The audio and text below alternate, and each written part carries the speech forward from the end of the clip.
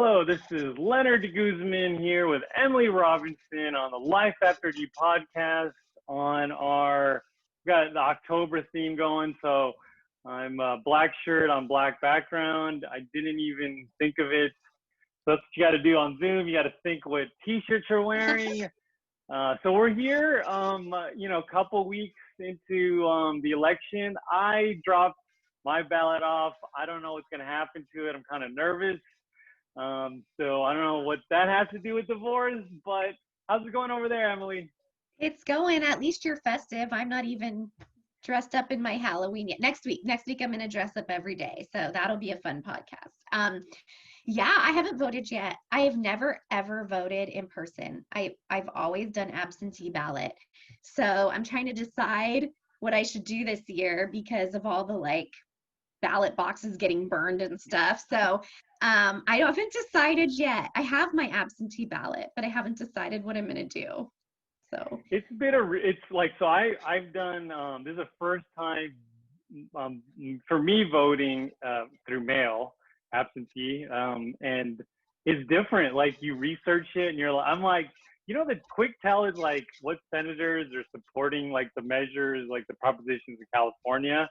And it's like, oh, okay. And then like corporations are like, oh, we're going to put money into here. So it's kind of a tell of how it shapes up because like something like Proposition 22, which is the Uber class action suit, it's kind of tricky. It's like Uber, all you had to do was pay your drivers a little more, maybe like 10, 15%. And this would have never probably gone to court because people would have been happy, the drivers would have been happy. And in the meantime, the founders of Uber are like in Bel Air on $100 million estate. right. So, right. It's the corporate versus the little guy. Look, when my son watches YouTubers all the time, all day, and I'm sitting there like, these 20-year-olds are making 10 times what I make to play video games online and do nothing and just have fun. And I'm just like, man, our priorities in society are a little screwed up. But did you vote for me for president? no, I didn't. I saw Kanye West though, because that was that was kind of weird. But I think I'm like, I do everything on my phone. Why can't I vote on my phone? It was kind of weird. It's probably not secure. Vote for Kanye. Just kidding. Just kidding. Everything's gamified. I think a few congresswomen were, I think, like raising money on Twitch, which is like we just saying, video gaming. So let's get into the divorce. Long opening here. So we're here. It's October 21st, towards the end of the year. In this part of the show, we're gonna go over the news. What's going on here towards the fall here in divorce. So I'm going to go over my feed. So let's see. Washington Post, divorce is down despite COVID-19, which is kind of goes against what we were talking about the last few weeks. But let's see what Washington Post says. So this article is from W. Bradford Wilcox, sociologist at the University of Virginia. My marriage had pre-existing conditions and COVID killed it, said Dan, a 44-year-old father of 3 living in Texas before COVID-19. Dan and his wife felt free to minimize their differences and their time together, but once they were stuck living together 24/7, things took a turn for the worse. Dan felt like he was carrying a much bigger load for the family during the lockdown compared with his wife. The frustrations born of COVID, time together led to conclude that we weren't a partnership. We weren't working together. And so Dan filed for divorce. Judging by recent media coverage, Dan would seem to be the poster child for a wave of pandemic-related divorces that have swept America since March. Why the coronavirus pandemic is leading so many couples to divorce? That was a headline for a New York Post headline, considering a coronavirus divorce, you're in good company. So let's see. Let's scroll down here. I'm kind of interested how it said that it was down. One silver lining in an otherwise dark year is that most couples seem to be emerging from the crucible of COVID-19, not with weaker unions, but stronger ones and dreams for a stronger family future in the undoubtedly difficult days ahead. Well, I think there are a lot of people that are probably coming out of this stronger. I mean, you hear about all the divorces and the people coming out not stronger, but I think a lot of people, force them to spend time together and work less hours and not be doing crazy commutes and the whole family being home together as a unit. And I think that's probably strengthened a lot of relationships too, or at least given people the chance to work through whatever issues they were having. So, I think that's a big positive that possibly came out of this. And you know how people joke about the pandemic puppy, like so many people got puppies during this time because they could be home with the dogs and they never had that opportunity before. I think there's probably also the pandemic, positives that have come too, not just divorce, but also I think it's really made people have to band together, and there's been financial problems and things like that, so people have really had to rely on each other more, and maybe that's helped families find a new faith in each other too. So I do think there can be some positives.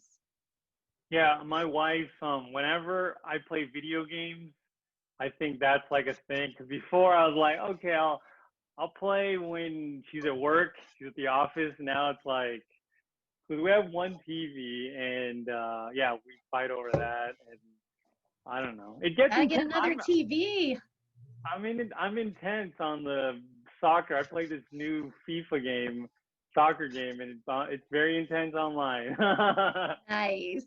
Okay, so on our next story, Jennifer Garner. I see her a lot on a lot of commercials lately.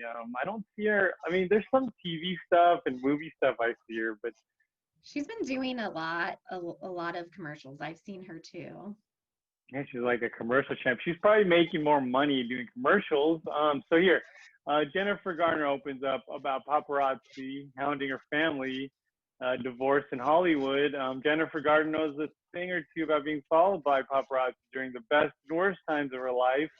The actor, 48, had a complicated relationship with paparazzi throughout her career, and her family got a barrage of attention from them while she was going through a divorce with Ben Affleck. Gardner opened up about this experience, recalled the way she's tried to protect her children's privacy in a new interview on PBS with Kelly Corrigan.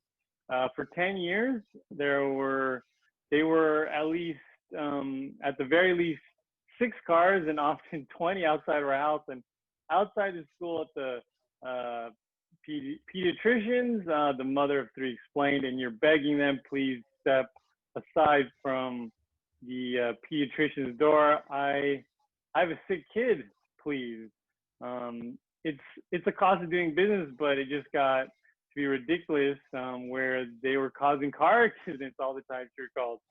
Anywhere that we went, it was a total circus. That's hard. Her divorce was in the news a lot, and it was really actually all the news I saw was very favorable toward her and negative to Ben Affleck, like things about substance abuse with him and all that. Um, I think yes, when you're a celebrity, you are asking to be in the news, but when you're a celebrity like her, like she was famous way before she had her kids. And so, you don't realize, I think, once you have kids, the situation they're going to be put in. And so, people should respect their children's privacy and give them some space.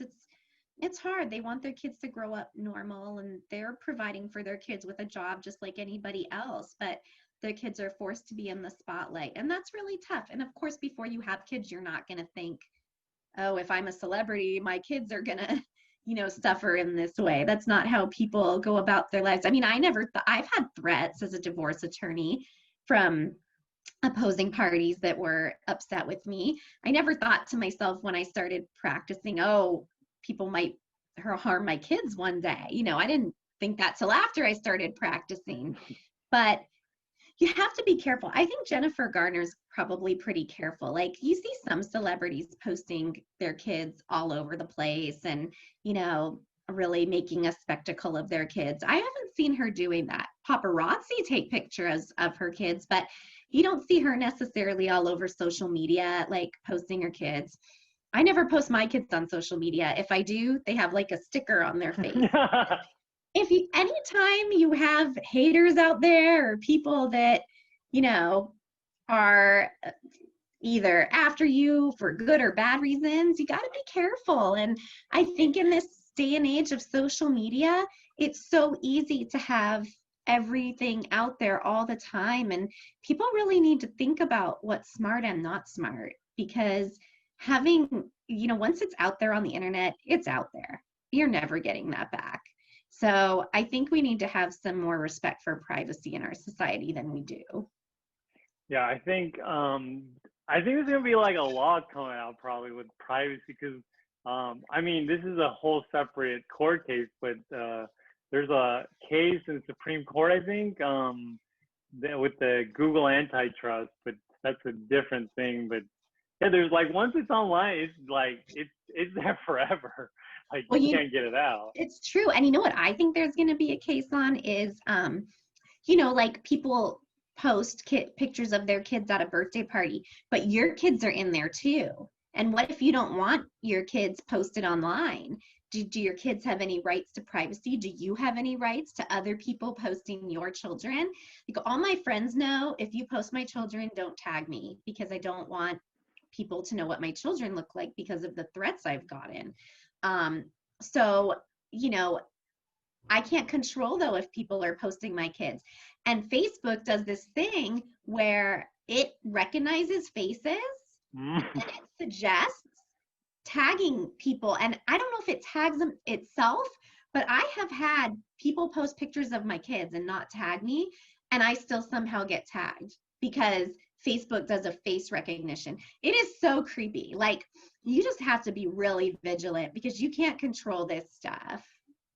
Yeah, I think Siri, because I got this new phone, it's automatically on all the time. And it's like, they're recording this conversation, not that. It's so creepy. Oh, I have to tell you the funniest thing. My daughter was getting in trouble the other day because she wasn't behaving. And I said, do you need a timeout? Do you need to go to your room? And I swear, my watch, Siri must have been on. My watch says to me, that's not very nice. And I just started busting up because I'm trying to discipline my daughter, and my watch tells me that I'm not being nice. And we all just started busting up laughing. But it's so creepy that this watch is listening to my conversation and now telling me how to parent. I'm like, what? Yeah, don't update your phone or your watch. Gosh. All right, this is too creepy. All right, there's a whole nother subject we can go on for hours. Let's go to the new, to the next article. From Real Housewives of New York.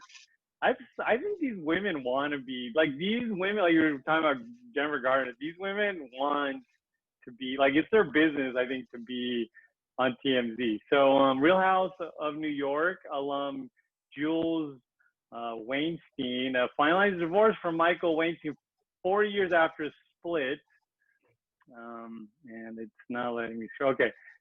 Jules Wainstein is a free woman. The former Real Housewives of New York star finalized a divorce from Michael Wainstein 4 years after the split. While Jules, 39, has yet to publicly address the news, Michael's attorney, Morgan Richardson, said in a statement to Page Six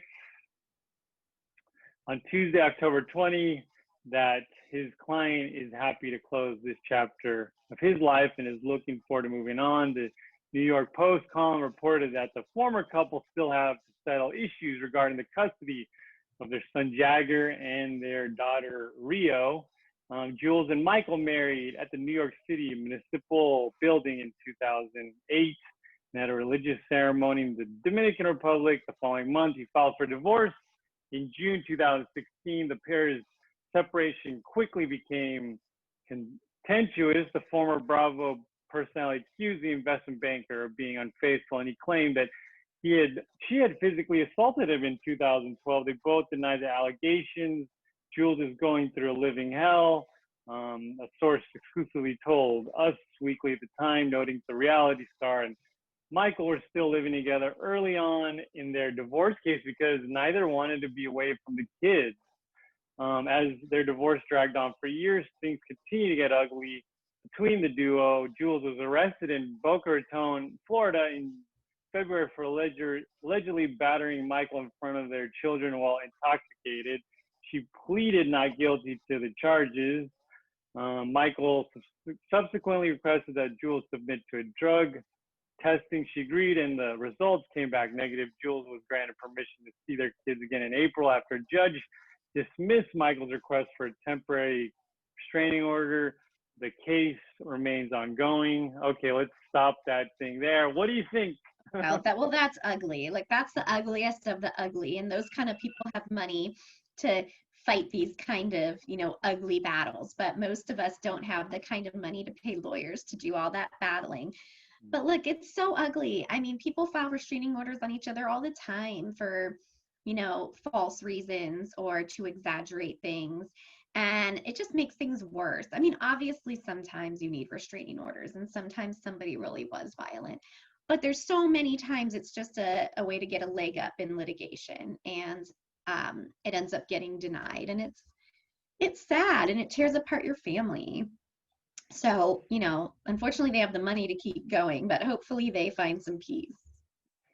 Okay, we're kind of short on time today. We've been going through a lot of things Talking so far, too much. but yeah, this part of the show we're gonna go over some posts people have about life after divorce, people going through the divorce process, and more. And sometimes we get plot twists here. So let's get to the first post.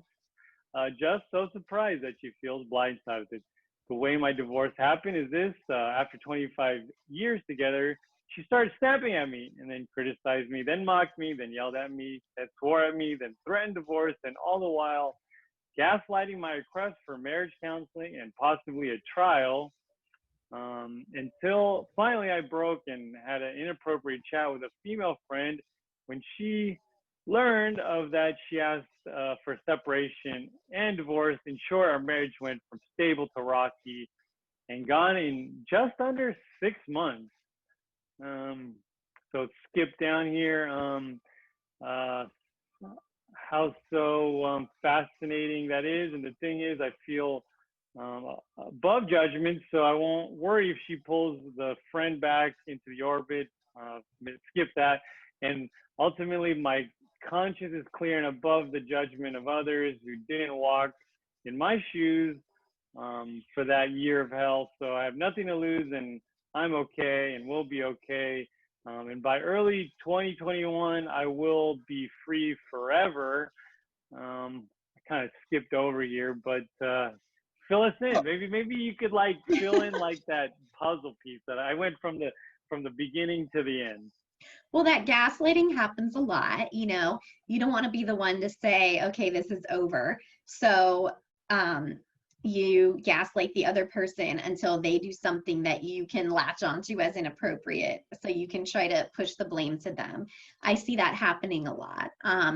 It's a defense mechanism. It's a way to get out of the relationship. I don't recommend it. It's not adult or mature, but I do see it happening a lot of the time. And then that's a way that the person who wanted out can rationalize to themselves that, yeah, it makes sense that I wanted out. So yeah, it's sad, but we do see that a lot. Okay. So we got time for one more post here. It's about this person, this individual getting started in mediation. I have my intake appointment with the mediator tomorrow. My wife had hers last week. We're planning a 50-50 split for the kids, and then just figuring out the house, nothing with child support, alimony, going after each other's 401k or anything. Any tips, advice I should ask the mediator before we begin the process? Well, I highly recommend mediation. I think it's the least expensive and least contentious way to do the divorce. I recommend you always ask the mediator, although this may be more before you hire them, but what's their style of mediation? Because there's many different styles. Do they recommend you have a consulting attorney to ask questions to on the side? How long is each session going to be? Is it, in person or by web, by Zoom? Just to kind of get a feel of the process and how it's going to be. And make sure you're comfortable with the process. I find people's attention doesn't last much longer than 2 hours. So I try to limit my mediations to like 2 to 3 hours. But everybody's different. So those are the kind of things I would ask. Okay. Well, that's all the time we have for today on the Life After D podcast.